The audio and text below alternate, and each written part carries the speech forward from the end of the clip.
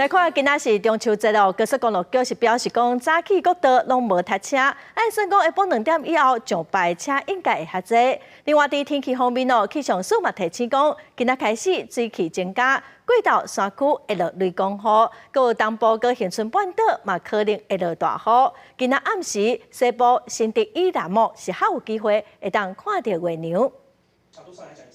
今年第14号风台步道上继续向西北西来进行，菲律宾李松岛附近的热带性低气压嘛继续来发展，如果未来嘛发展做今年第15号的风台势力。对大环境是伫低压带的影响，台湾4颗地的水汽变多，天气嘛开始无稳定。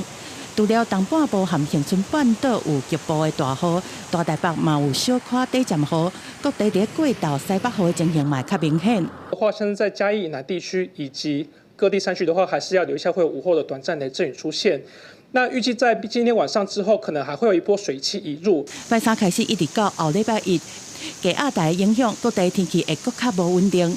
今年中秋节的假期，敢若一天，高公局观察到早起各高道的车流是真顺。虽然讲有小可压着的事件，但是无影响整体交通。中秋速度是提出单一汇率开放路径，含看状况来启动匝道预控制的措施。暗算过道会有一波登去北边的车流。预计的话，应该最快应该会在2点左右开始，会有一些车潮的涌现。国五北向宜兰到坪林等路段可能会有车多拥挤的情况。